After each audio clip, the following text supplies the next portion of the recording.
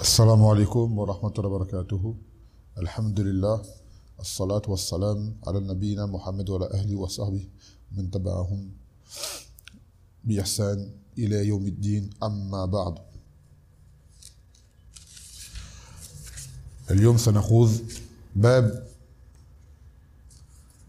قول الله تعالى حتى إذا فزع عن قلوبهم. Dans le sens où Allah dit, lorsque la peur se dissipera de leur cœur. Lorsque la peur se dissipera de leur cœur. Et ce verset-là va se répéter au long de ce chapitre qui concerne la peur dont sont atteints les malaïkas envers Allah Azza wa Jal lorsqu'il décrète ou lorsqu'il fait parvenir son wahi. La réaction que ressentent les malaïkas pour réaliser que si eux-mêmes ont peur d'Allah Azza wa Jal, alors comment les gens peuvent-ils se tourner vers eux pour les adorer?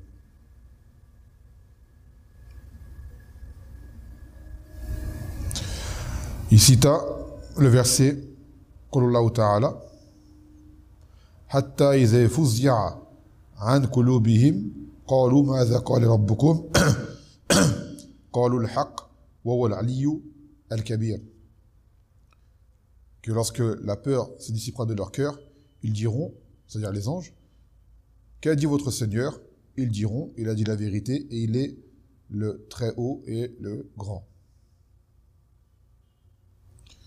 يقول في الشرح الإجمالي يخبرنا الله سبحانه وتعالى في هذه الآية أنه لا يستطيع أحد يوم القيامة أن يشفع لأحد كائنا من كان إلا بعد أذن الله عز وجل وأن الجميع حتى الملائكة يفزعون ويصعقون لهيبته.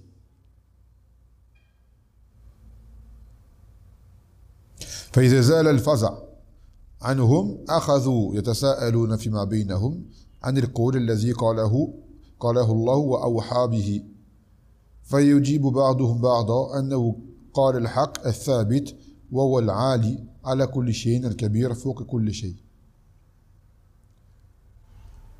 Donc, dans ce sharh al-Ijmali, le commentateur dit que les anges sont effrayés par Allah Azza wa Jal et sont foudroyés face à la crainte qu'ils ressentent envers lui, vis-à-vis de lui. Et lorsque celle-ci se dissipe de leur cœur, ils s'interrogent les uns les autres à propos de ce que Allah Azza wa Jal a dit et ce qu'il a révélé. Et certains disent à d'autres, il a dit la vérité claire et qu'il est le très haut et au-dessus de toute chose et le grand au-dessus de toute chose. يقول في الفوائد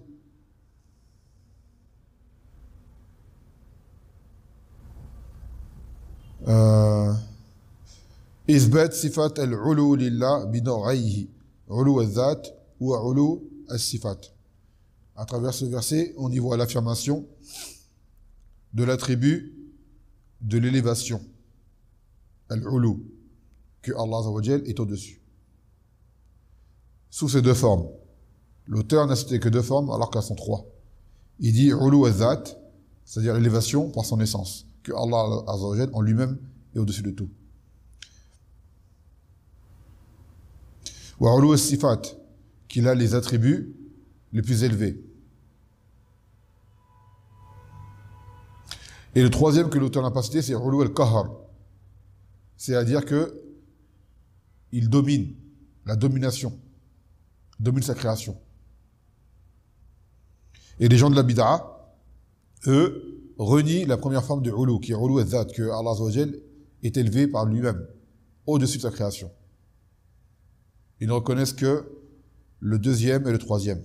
Le premier, ils le refusent, car cela pour eux revient à mettre Allah Azza wa Jal à un endroit dans sa création. Et pour eux, c'est de l'anthropomorphisme. Car c'est un ulu dont on ignore le comment. Le ulu, c'est comme les autres sifat. On ignore le comment, mais on connaît le sens. Et tous les attributs, ou la dilla montrent bien qu'Allah Azza wa Jal est au-dessus. Et c'est ce que ressent la fitra, que Allah Azza wa Jal est au-dessus. Et que lorsque les gens l'invoquent et reviennent vers lui dans la détresse ou autre, il lève les yeux aux cieux.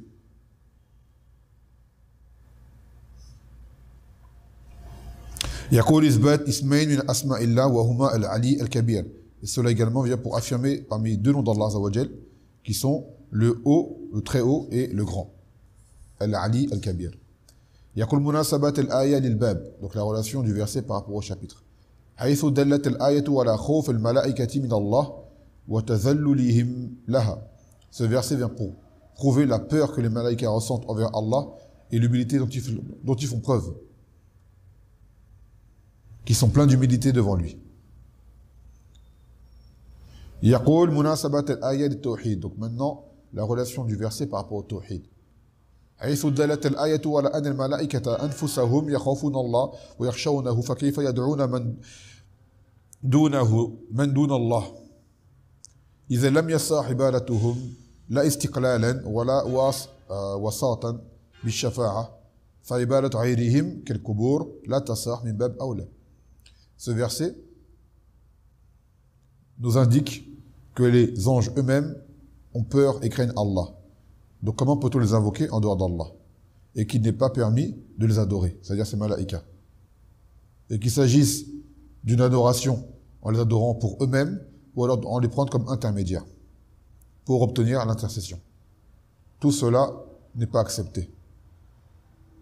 Et comme les gens le font avec les tombes également, à plus forte raison. Si les malaïkas, qui sont ces créatures pures, proches d'Allah Azza wa Jal, ne doivent pas être adorés, qu'en est-il de ceux qui sont moindres? Et comme on l'avait pris auparavant, pareil pour les prophètes. Si les prophètes, il n'est pas permis de les adorer, malgré leur haut rang, qu'en est-il pour les gens qui sont d'un moindre niveau? يقول الدليل الثاني من المتن. Deuxième dalil du matn.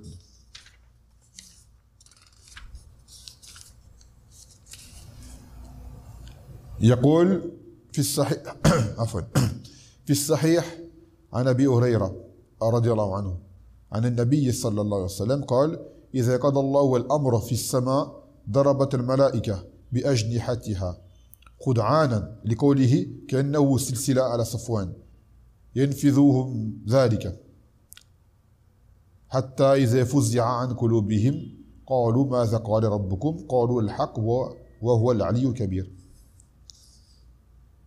فيسمعها مستلق السمع ومستلق السمع هكذا بعضه فوق بعض ووصفه سفيان بكفه فحرفها وبدد بين أصابعه فيسمع الكلمة فيلقيها إلى من تحته ثم يلقيها الآخر إلى من تحته حتى يلقيها على لسان الساحر أو الكاهن فربما أدركه الشهاب قبل أن يلقيها وربما ألقاها قبل أن يدركه فيكذب معه 100 كذبة فيقول أو فيقال أليس قد قال لنا يوم كذا وكذا وكذا وكذا فيصدق بتلك الكلمة التي سمعت من السماء. السلام عليكم. Donc dans ce hadith explique beaucoup de choses qui sont relatives aux choses de l'invisible et aux choses du futur et qui vont clarifier beaucoup de situations incomprises par beaucoup de gens. Dans ce hadith authentique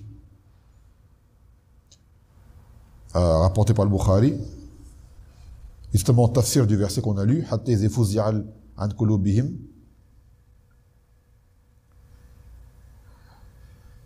Il a dit, lorsque Allah Azza wa Jal décrète un ordre depuis les cieux, les anges se mettent à frapper avec leurs ailes, et cela par crainte d'Allah, et le bruit est tel que ferait celui d'une chaîne contre un rocher. Parce que tu prends une chaîne contre un rocher, tu frappes, tu entends le bruit que cela fait, et bien le bruit est équivalent à cela, mais en bien plus décuplé, car les anges sont très nombreux. Donc un bruit immense. Et ce qui prouve que les malaïkas ont des anges. Les malaïkas ont des ailes à fois.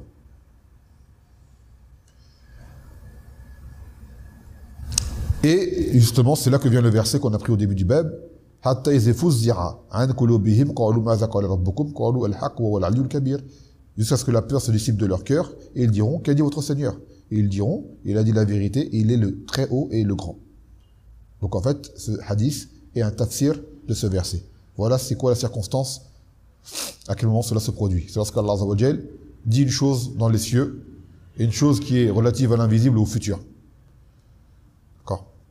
À ce moment-là, les anges, parmi eux, certains l'ont entendu, certains n'ont pas entendu, mais ils savent qu'une révélation a été faite et ils sont pris d'effroi et de peur. Donc cette parole que Allah Azza wa Jal a émise et a décrétée, il y a des djinns dans les cieux qui sont des voleurs, c'est-à-dire qui viennent pour prendre la parole et ils sont un peu comme à la courte échelle, depuis la terre jusqu'aux cieux, enchevêtrés, posés les uns sur les autres comme ça, comme l'a dit le rapporteur.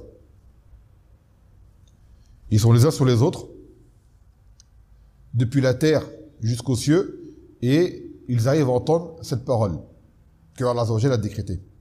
Puis ils la font descendre, celui qui l'a entendu, à celui qui est en dessous de lui. Ainsi de suite, jusqu'à ce que la parole elle arrive sur terre. Et ensuite, le dernier de ces shayatines, de ces djinns, il donne cette parole à un sorcier, ou à un devin, ou parmi les gens qui, comme vous le savez, se disent connaître l'invisible. Donc en fait, ces gens-là travaillent ensemble. Alhamdulillah. Et il dit, et il est probable que justement ces shayatines soient atteints par des météores avant de ne pouvoir faire parvenir cette parole sur terre. Tout comme il se peut qu'il la fasse parvenir sur terre avant que le météore ne l'atteigne. Et ce shayatine, lorsqu'il donne cette parole sur terre, il donne une vérité, il y ajoute 100 mensonges. Donc ça veut dire qu'après les gens, lorsqu'ils vont voir ces gens, ces sorciers, ces marabouts, ces médiums, et ces gens qui prétendent connaître l'invisible, alors parfois, ils ont des paroles véridiques qui sont liées à l'invisible, au futur. D'accord? Et ils disent la vérité. Donc les gens voient cela et ça impacte sur eux. Malheureusement, ce devin ajoute les 100 mensonges que lui ont donnés les shayatines avec cette vérité. Le problème, c'est que les gens ne focalisent que sur cette vérité.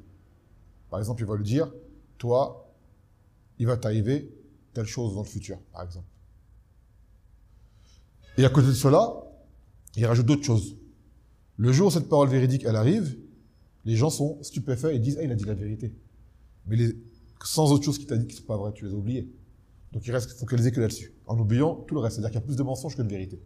Mais les gens restent accrochés aux mensonges. Donc qu'est-ce qu'ils font? Ils se mettent à le croire. Et à retourner vers lui et à le faire connaître. Et ça vient le beb de celui qui va avoir un voyant, un médium, un marabout, un sorcier. Il y a un beb dans Kitab Tawhid qui va venir pour pas qu'on s'étale dessus. Donc cela répond un peu à cette choubouette que les gens disent que ce que ces voyants disent, c'est déjà réalisé. On dit oui, c'est déjà réalisé. L'histoire, c'est que ce voyant, lui-même, n'est pas une personne qui connaît l'invisible, juste il travaille avec des shayatines, donc il fait des adorations pour eux, donc il fait du shirk akbar. Et ces shayatines l'informent de ce qu'ils entendent du ciel, en y ajoutant plus de mensonges que de vérité. Voilà ce qui se passe en fait. Et qu'en fait, c'est une chose qu'Allah Azza wa Jal a permis de faire. C'est qu'il a voulu que ça se fasse, c'est tout. Pour éprouver les gens par la suite, savoir qui va croire ces gens-là, et qui va croire Allah Azza wa Jal dans le fait qu'il ne faut pas revenir à eux, malgré tout. Ça reste une épreuve. Tout comme Allah Azza wa Jal a mis le col sur terre pour éprouver qui va résister et ne pas y aller. Et toutes les choses interdites, Allah les a mis sur terre, liyabluwakum ayyukum ahsanu amala, afin de vous éprouver qui est celui qui agit le mieux. C'est tout. Mais en réalité, ces gens-là, ces shayatines, n'ont pas fait cela à l'insu d'Allah. C'est impossible. Allah, il sait très bien ce qu'ils ont fait et il les a laissés faire. Pour éprouver par la suite ces créatures. Et c'est avec ce genre de livre que l'on apprend ce genre d'informations qui sont importantes pour ne pas se faire avoir. Et ça explique également le fait que des gens, parmi les célébrités, arrivent à lancer des modes, des styles, même dans la musique ou dans d'autres choses, car ils ont une vision du futur qu'ils ont prise par rapport à ces shayatines-là. Ils font du sihr, ils font de la sorcellerie, ils font du shirk akbar pour travailler avec ces shayatines. Et voilà pourquoi des gens disent qu'ils sont en avance sur leur temps, ou ils lancent des choses que les gens suivent par la suite. Car ils travaillent avec ces shayatines. Même dans le domaine de l'économie, dans le domaine du commerce, plein de choses. Vous allez avoir des informations liées au futur qu'Allah Azza wa Jal les a laissées entendre. C'est tout.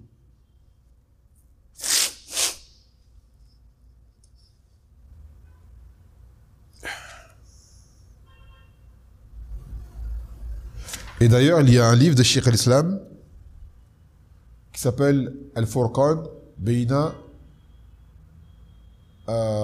Awliya ar-Rahman wa Awliya al-Shaytan.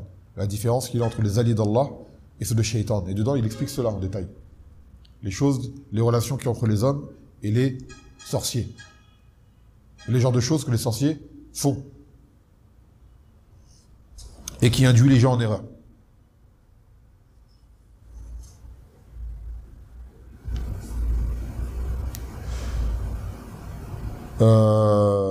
طيب. Je fais un tambi encore pour les auditeurs, barakallahu fikum. Je n'admets pas que des gens participent aux interventions avec des photos de profil avec des photos. Je le redis pour les participants qui ont leurs photos de profil apparentes pour tout le monde, que ça c'est une chose, parmi les conditions pour participer, de ne pas avoir ce genre d'image. Si cela se reproduit, la personne, je la bannis de la chaîne Telegram. Donc je vous demande par respect, barakallahu fikum, et par crainte d'Allah, de ne pas mettre de photos de profil lorsque vous assistez à ce genre de durous.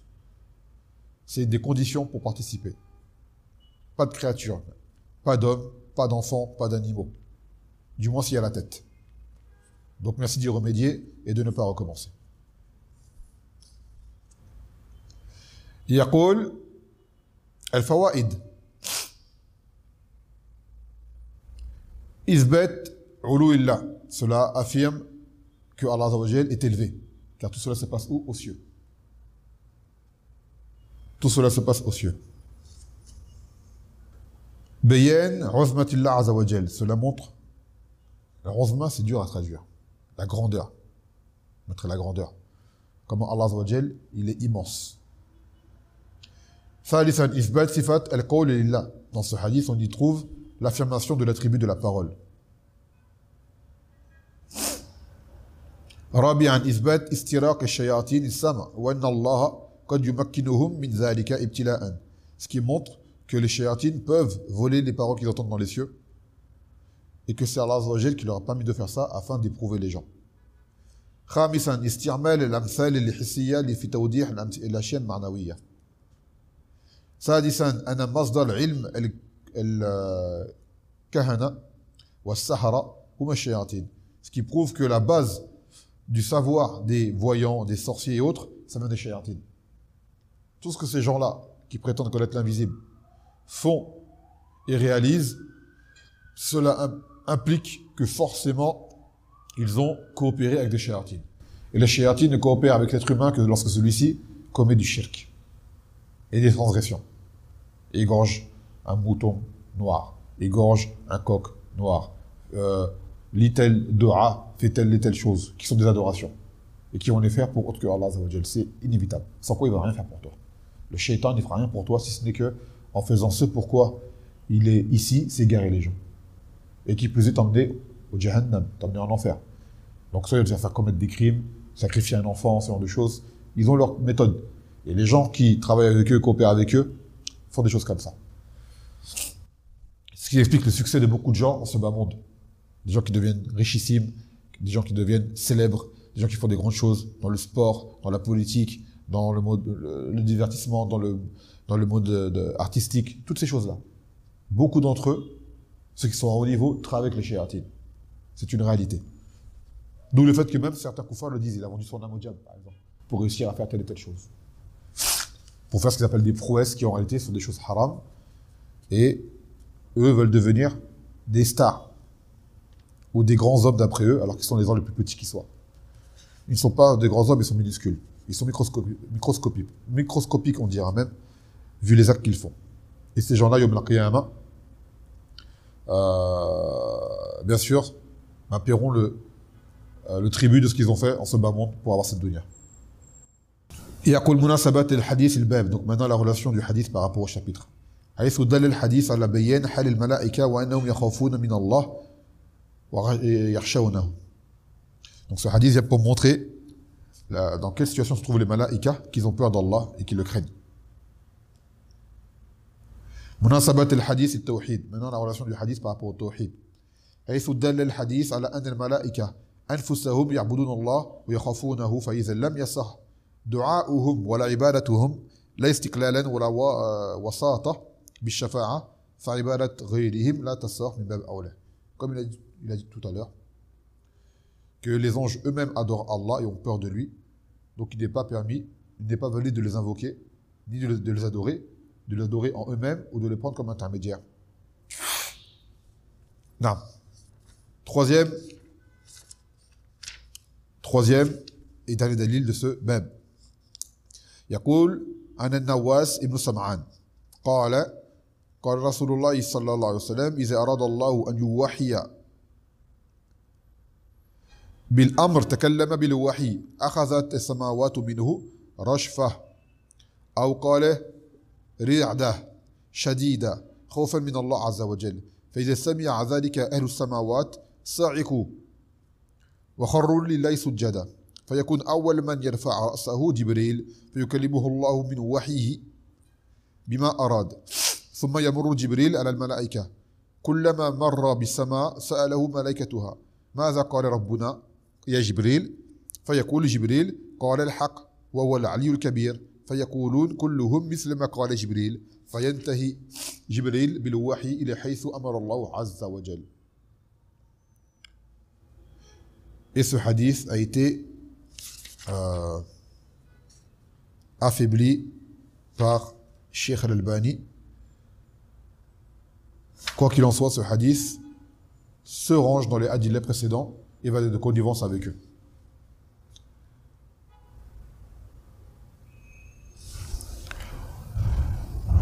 Donc il dit, lorsque Allah Azza wa Jal veut faire une révélation, donner un décret, il s'exprime, il parle. Et parmi les sifat d'Allah Azza wa Jal, qu'il parle, la parole. Kama yaliqu bihi subhanahu wa ta'ala. Donc il parle par la révélation. Et là, les cieux, c'est-à-dire les habitants des cieux, sont pris d'effroi, de frissons, de tremblements, de spasmes, par peur d'Allah. Et lorsqu'ils entendent cette révélation, c'est-à-dire ils entendent qu'il y a une révélation qui est faite, ils ne savent pas qu'est-ce qui a été dit, mais ils savent qu'il y a une révélation qui a été faite, ils sont foudroyés et tombent prosternés pour Allah Azza wa Jal. Et le premier qui lève sa tête, c'est Jibril. Alors, à ce moment-là, Allah Azza wa Jal lui révèle et lui dit ce qu'il veut lui dire, comme une révélation pour qu'il la retransmette. Et Jibril, à chaque fois qu'il passe à travers un ciel, car les cieux, il y en a 7, les anges de ce ciel interrogent Jibril, qu'est-ce qu'Allah a dit? Qu'est-ce qu'Allah a dit? Là, c'est au moment où la peur s'est dissipée. Ça explique le verset, en fait, du chapitre. Et à ce moment-là, Jibril dit quoi? Il dit que Allah a dit la vérité et qu'il est le très haut et le grand. Et chacun des anges, des habitants des cieux, répète cela, ce que Jibril leur a dit. Et cette révélation s'arrête là où Allah Azza wa Jalla a ordonné à Jibril de la dire. Ça peut être un prophète, ça peut être un messager. À la base, c'est eux qui reçoivent cette révélation. Ou peut-être ça peut être un ange dans les cieux, on ne sait pas. À savoir que cette révélation ne vient que pour les prophètes et messagers sur terre, parmi les hommes. Autres que eux n'ont pas de révélations qui viennent par le biais des anges. Ça peut être par exemple par un rêve ou autre. Sans quoi, cette révélation que les Jibril fait, il l'a fait aux messagers. Après, il est déjà apparu à des hommes. Il est déjà apparu lors de le hadith de Jibril, justement, lorsqu'il est venu, il y avait le Sahaba, il avait une apparence, il avait une apparence humaine, où il est venu à Hajar pour trouver Zamzam, masalan, ou d'autres circonstances. Donc là, on a une explication de ce qui se passe. C'est un fait minime dans les cieux par rapport à la révélation quand elle a vu sur terre. Donc comme on disait, les anges, si on les voyait, on ne supporterait pas. Ce qui se passe dans le monde de l'invisible, notre cerveau ne saurait le supporter tellement c'est C'est au-delà de nos limites humaines. Il se passe des choses qui nous sont, pour nous, inconcevables. Donc de son rahma, Allah fait qu'on ne le voit pas. On ne le voit pas, sans quoi peut-être on deviendrait fou. Peut-être même mourrait sur le champ, tellement ce serait... Subhanallah. Alors que dire de voir Allah ce bas monde? Il ne le veut pas. Il ne le veut pas, mais cela le permettra à ses croyants après la mort. يقول الشرح الإجمالي يخبرنا رسول الله صلى الله عليه وسلم في هذا الحديث أنه إذا تكلم الباري عز وجل بالوحي الذي يريده يصيب السماوات منه رعدة واضطراب ويخشى على الملائكة خوفا منه وإجلالا ثم يكون أول من يفيق منهم جبريل عليه السلام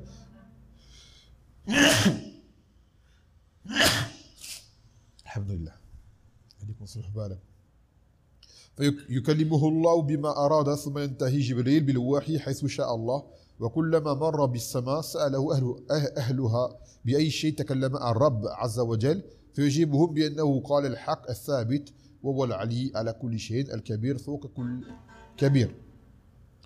Donc, à travers ce hadith, qui a été jugé comme faible par Cheikh Al-Albani, rahimahullah ta'ala, nous informe comment Allah Azza wa Jal parle dans les cieux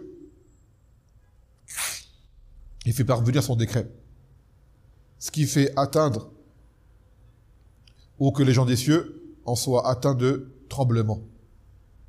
Voire même, ils s'effondrent. Ils sont foudroyés. Par peur. Par la grande peur qu'ils ressentent envers Allah. Et le premier parmi eux qui reprend, je ne sais pas si on peut dire comme ça, la raison, après avoir été foudroyé, c'est Jibril. Allah lui parle et lui dit ce qu'il veut lui dire, afin que Jibril le retransmette.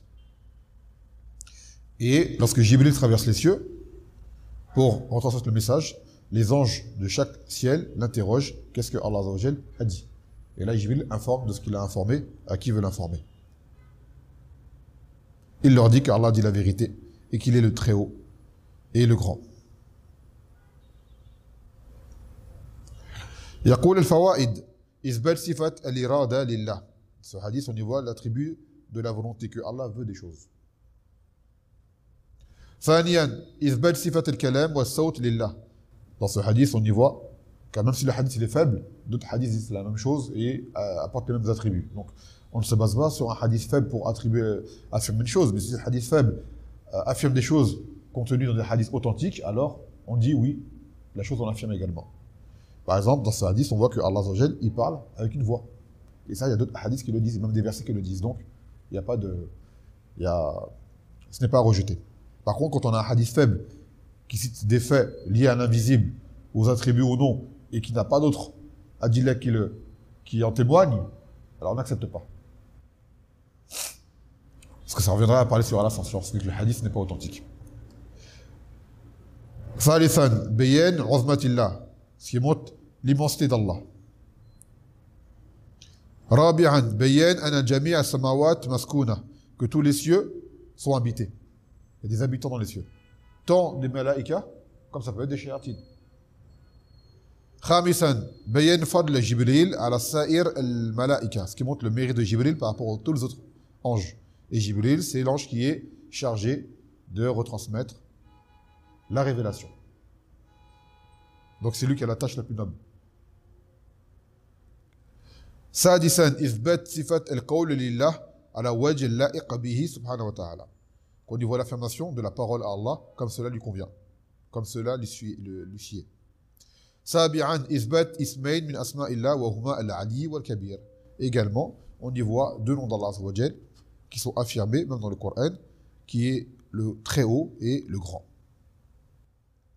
مناسبة الحديث للباب حيث دل الحديث على بيان حال الملائكة وخوفهم من الله أو خوفه من الله. Ce hadith vient pour montrer dans quelle situation sont les anges et la grande peur qu'ils ressentent vis-à-vis d'Allah. مناسبة الحديث التوحيد. Donc maintenant la relation du hadith par rapport au tawhid. حيث دل الحديث على أن الملائكة وهم من أعظم مخلوقات الله يخافون الله ويخشونه لذا تكون عبادة غيرهم لهم باطلة وشركة. Ce hadith vient pour montrer que bien que les anges soient parmi les plus incroyables créatures d'Allah Azza wa Jal, ils ont peur de lui et le craignent. Donc on ne peut les adorer. On ne peut les adorer et que cela reviendrait à faire du shirk. Non. Donc de là s'achève ce bab et qui a clarifié des choses liées à l'invisible qui arrivent à, alhamdoulilah, faire percevoir aux gens comment certaines personnes arrivent à connaître des choses du futur pour ne pas y croire, ne pas se faire avoir. Et viendra, Inch'Allah, bientôt le jugement de comment se comporter face à ces gens, les voyants, les médiums, les marabouts, les sorciers, ce qui s'ensuit. Ils ont un bab qui leur est khas. Bismillah ta'ala. طيب فنكتفي بهذا القدر فسبحانك وبحمدك لا إله إلا أنت أستغفرك وأتوب إليك. السلام عليكم ورحمة الله وبركاته.